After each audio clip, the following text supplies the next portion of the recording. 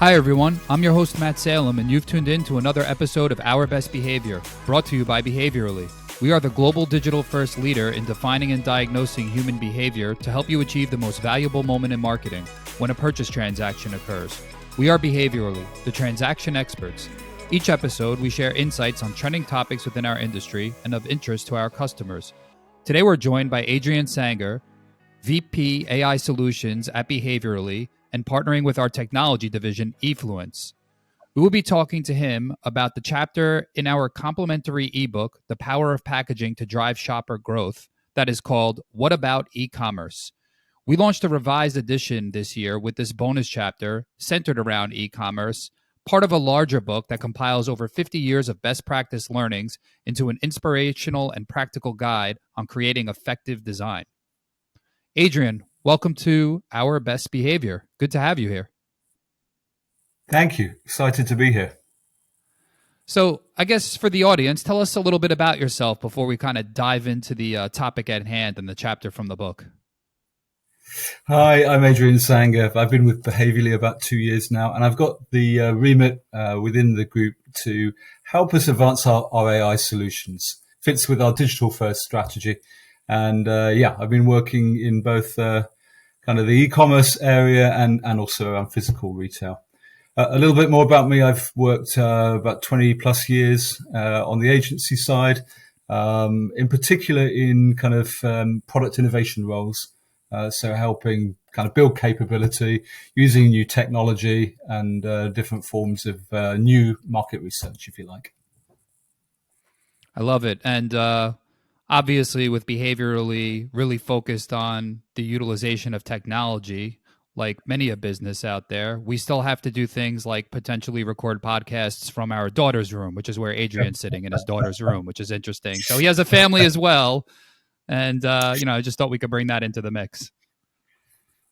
Thanks for that. So Adrian, hey, that's the age we're in, right? You work from home, you find the best spot, you record the podcast and move on, right? You got it. So thanks, thanks for joining us from there. So, when I think about Behaviorally and our history, we've always been experts in the idea of helping clients best utilize their visual assets to communicate to shoppers, right? And I think that's an important way to start the conversation today, because if you think about where we started, packaging and brick and mortar, essentially, and if you think about the topic at hand today, e-commerce, what is that common link between the two? I mean, clearly there's packages that are used online as visuals, but really there are also often differences perhaps in a pack that you see in store versus that same quote unquote pack online. And it's really more about understanding the visual assets. So, here at Behaviorally, we always talk about packaging being more than just something that protects the product, and it's the marketing vehicle for the product. And those images that are used are very important and can do some heavy lifting when it comes to showcasing the product inside, but also the brand itself. So I was hoping that you can take that e-commerce angle and tell us why images really matter so much online and in the e-commerce shopping environment. Okay, yeah, great question. And look, the common thread here is that we're specializing in understanding the impact of visual assets. And really, it doesn't matter whether we're talking about physical pack or whether we're talking about digital images. The importance of that visual impression is what this is all about. And of course, in CPG, the whole digital commerce channel has become more and more important in the overall omni-channel mix. And we got to understand it. It's equally important that the way we're presenting our product on e-commerce works in that channel just as it does in physical retail. Now, to your question about, why is it important to focus on the image? It's because the image is the anchor point, right? When you go onto a website, and particularly a grocery website, where maybe your attention isn't all that high, if it's a multi-product trip, and maybe some of those products are low involvement products, you haven't got full attention on that. And eye tracking data tells us that you will anchor very strongly towards the thumbnails, those digital images, And typically you won't read a lot more than that. You might read the brand name with it. You might read the price point. You might not. So the most crucial kind of moment of truth, if you want to say it like that, is through the image. So we absolutely obsess on making sure that we've got that image right, put simply. Yeah, that makes sense. I mean, we've always had one of our mantras, I guess, a mantra in the mantra bank here at Behaviorally is that a picture is worth 1,000 words, and we see that with packaging, right? So I guess that's a mantra that's just out there in the general public outside of Behaviorally, of course, but we always tie it in to packaging and more so visual assets. So if we think about the visual assets that are utilized online, and as you mentioned, thumbnails and how shoppers gravitate toward them and use those to help them shop online. There are a variety of thumbnails that are used online. When you think about the types of imagery that's used in the e-commerce environment, are there any that are more important or less important? Are there any that you see engaged with more often or brought up by consumers more often as something that helps facilitate the shopping experience? Yeah, right. I mean, I think it's important to think about these images as a collection, right? So when you're displaying for any individual product, typically you'll have that thumbnail that we talked about a moment ago. We'll sometimes call that a primary image or a hero image. And then you have a whole carousel of other images. And they're not there necessarily to do the same job as the primary image. They support in different ways.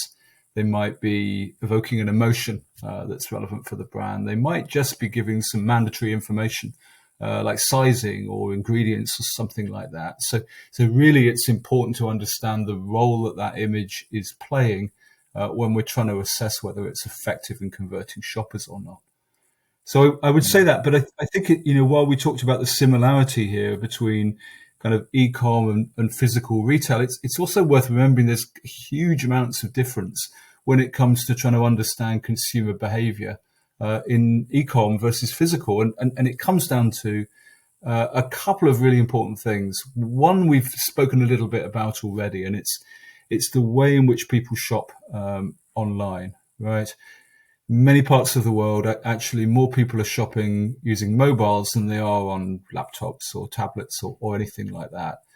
And therefore, they've only got a small screen size, and they'll be scrolling typically within 10 or 15 seconds. So the opportunity to capture that attention is made all the more difficult, I think, by the changing way in which we interact with digital. I think that's absolutely key. But also there's dynamics going on from a kind of retailer perspective, which are so different from physical retail, and they do require just a word or two about them. We all know it, right? If you go onto a web page today, you're looking for whatever you're looking for, household cleaners. You go to the same website tomorrow, you search on household cleaners, you don't get the same assortment. And it's that dynamic of constantly changing display which creates yet another challenge and makes it, again, all the more important that we optimize those visual assets. It's how people shop, but it's also the retailer context and this dynamic, algorithmic process of constant flux. I like how you started going into some of the differences between mobile and desktop shopping, and particularly the speed with which shoppers are shopping in the e-commerce environment. Do you see differences between mobile and desktop in terms of that speed and perhaps more so browse shopping versus mission shopping when you look at the individual types of devices that are used? Well, it's definitely well accepted, I think, that where you have a choice, there may be different shopping missions performed on different devices. I'm cautious not to have a kind of only a US and North and European view to this. In other parts of the world, yeah, your one device is what you're going to do everything on, no matter whether it's involved purchase, a flimsy purchase. But if we take the US, for example, clearly Your on the go shopping trips, they're going to be made by mobile, maybe a little bit tablet, and maybe the routine shopping trips, not so much. They may be more often made, next to your computer, next to your laptop, those kinds of things. But those are general truths, Matt. They don't hold all of the time. And so it's absolutely crucial that, every time we look at display, we put it through the test of, are these images mobile ready? Even if we're talking about a product which is a multi-pack, which would typically be bought on a routinized trip, it still needs to be mobile ready, because people are using mobile, substitutes for kind of other channels. And in other parts of the world, it's one device only in many markets. So we've really got to get that whole dynamic right around the optimization of images. Yeah, let's dive into that a little bit. The optimization of images, how we are helping clients think about optimization of e-commerce images, the Flash.pdp product that you're, Yeah. really at the helm of.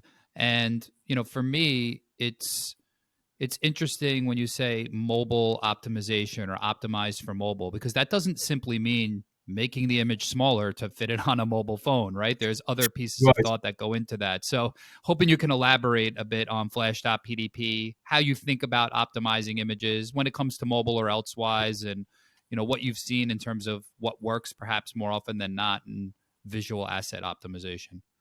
Well, look, this whole series has been about the power of packaging and different forms of that. We've got a lot of learning about what works well and what doesn't work so well. And actually, some of those findings that we see on e-commerce, they very much mirror what we see in physical.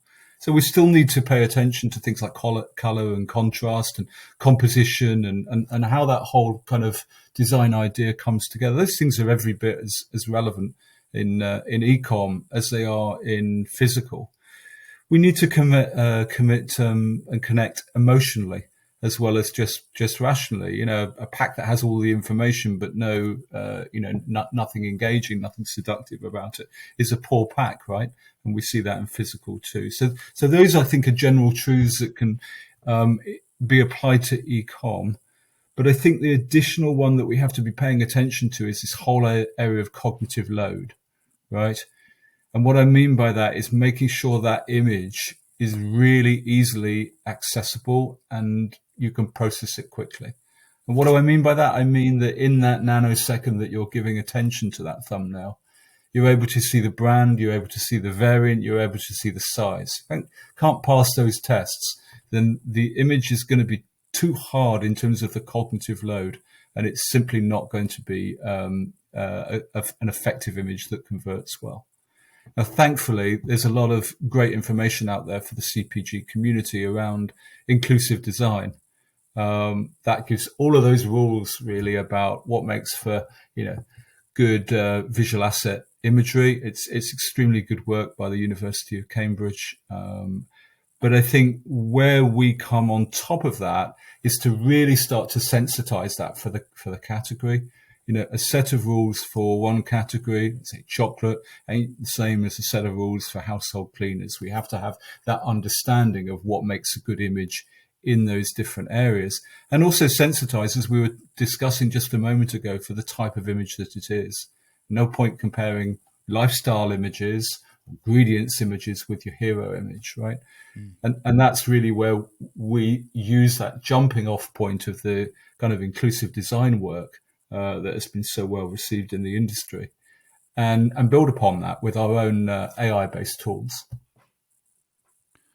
When you talk about sets of rules for images, are these rules that are more so guidelines that we hope have broad adaption, yet the final execution would be up to the individual CPG business, retailer, partner, etc.? Or are you thinking of these rules, or are these rules meant to be at one point in time, eventually, more so overlaying the entirety of e-commerce? In other words, when a shopper goes to a website, whether it's just Amazon, just Walmart, or both, they know that this information will be laid out in the exact way that has been agreed to by everyone else out there. Like a common thread for reporting, not reporting, excuse me, but presenting information Yep. to the shopper. Great question, and it's both, in fact. So, general rules include things like the decluttering of images, the zooming in so that text can be read, and don't forget, when we're talking about that, that's also about the whole kind of accessibility agenda. A huge proportion of our population, myself included, many others who will listen to this podcast, have sight adjustment, right? The more we can declutter, the more we can zoom in, the easier these things are to process. It's not just cognitive load; it's also that we're trying to adjust for those things. So there are general truths here, but as we said earlier, there are also category nuances, colors that make more sense, for example, in some categories than others, imagery that makes more sense in some categories than others. Luxury is relevant in perhaps skincare or even chocolate, perhaps. But absolutely not relevant in household cleaners, if I can go back to that example again. Right. So there's nuance around that, right? There's some general truths and some category nuance. And that's where that combination of good rules, but sensitized for the situation through AI solutions can kind of help us to navigate what's working and what's not in e-commerce. What about potential misattribution on a repeat purchase? Are there any guidelines for that? Because you would think on the one hand, repeat purchases are going to be easier to complete as a transaction because the shopper can either get a recommendation, hey, you might be running out of this, or they can go through past orders and click on what they've ordered before and it pops right up. But there's also times when the seller on Amazon doesn't have what you need. So you go elsewhere to another seller that has what you need. And then guilty as charged here. Whoops, I bought ground coffee and I wanted whole bean and it looked exactly the same to me. So are there any specific guidelines aimed at kind of those small nuances, as you mentioned, but even repeat purchase, which at face value should seem quite simple, but there can be complications if you're buying from a different seller? Yeah, a great question. I mean, look, a lot of us solve that problem by having a list of favorites and just returning to the same store again and again, and that, Right. that issue goes away. But you point out a really good point, right? What happens when you need to switch? You switch retailer or you switch product for whatever reason. I don't know a single person, I don't know about you, Matt, that hasn't made an error in terms of ordering the wrong thing online. In fact, Sure. every time you share a story, it's so often, hey, I wanted one, I got 1 kilogram or something like this, right? So it's full of that. And I think, again, this is an area where experimentation will really help us. The rules will take us so far. I've described it as a good jumping off point, but you've got to do some mass testing to properly understand what are the ingredients of good multi-pack images, for example, right? It's quite straightforward, I think. Follow the rules, bottle of shampoo, for example, and have a good impact, right? You're applying your brand iconography, you apply the simple rules around zooming in, etc. You'll get so far. But it can get kind of complicated when it comes to multi-packs. How do you get across that information without making this more complicated than it needs to be? Do you need to show all 6 or 8 or what have you of the packs in order to make it super clear? Or when is it quite sufficient just to write that number next to the pack? And all of these things are best learned really case by case. Should you be looking at that pack straight on, or should you take that 3D? Should you orientate it from the top or from the side? All of these things, like we found again and again, get solved via kind of the experimentation of trying things, loading different things in, and seeing the patterns of what works and what doesn't. Well, that's a good segue as we start to conclude today into Flash.pdp, because I was hoping you could give us a bit of an inkling as to how the tool works and how you're using it to help our clients optimize their online visual assets. Well, look, the start point here, Matt, is that there is very, very little mass testing of digital commerce images. There really isn't. We describe why that is. But if you think about it in relation to ad testing or pack testing, which are de rigueur, aren't they, within our industry? In the case of digital commerce testing, there's really, really little. And it's down to two things. We have to understand that in order to figure out how we solve it. One is most CPGs are running very, very big libraries or catalogs, sometimes called, of images. It's not unusual to be tens of thousands of images strong. And in the case of the top 5 CPGs, well exceeding 100,000 images. It's huge. There's no way you could apply that much. And also the way things get developed is not like an advertising process where you would go through several iterations. It's follow the rules, get it done, send, next, right? So sure. What we had to do when we designed Flash PDP is work on something that solved for the fact that this is a scale issue and this is a speed issue, right? And that's why we're leaning into AI, because it enables us to do both of those things better than we can do through regular consumer testing. That's how we come about it. You asked how our clients are using it. Well, in a couple of ways. One is to identify across that catalog what's working or what's not to drive better meta learning for their category, so that their rules can be more intelligent, more nuanced, these sorts of things. But also in a very prescriptive way. Hey, I've got 500 images here. Which of my images are great and I would want to use them again and again through different channels and different retailers, different markets even perhaps, and which of them are not. So I should fix them or I should literally throw them away and use something else that I've got on the estate. So we're using it macro to drive the meta learnings. We're using it micro to be very prescriptive about keep these and use them more, fix these or throw them away. That's typically how clients are using it. Because I don't think it's one thing or another, right? You want to make sure you're getting more things right at source, and that's where meta learning comes in. But you also know that if you're managing thousands of images, you're going to have some duds, and you want to be able to pick those up as well. Yeah, that makes a lot of sense. Well, I mean, I thank you for going into the product itself, but moreover, just the great conversation today around AI, e-commerce, how we're thinking about improving visual imagery and assets online. I will close out with a question, as I typically do, that's maybe a bit more personal in terms of, for you, Adrian, what's your favorite online shopping activity? What are you shopping for? Perhaps what storefront, if you will, are you shopping from? But, whether it's the category that's your favorite to shop from, the storefront, I'd like to know. Well, when I'm not doing podcasts, I like a glass of red wine, and I have a site that I use in the UK. Not all of our listeners here will know it too well. Called nakedwines.com, a subscription service, and I absolutely adore that site. It's an e-commerce transaction site, but it's much more than that, right? To be able to kind of luxuriate around, hey, people like me that like these kinds of wines also chose these. That's real value add for me. To be able to understand more about the winemakers themselves and their backstory, that's fabulous.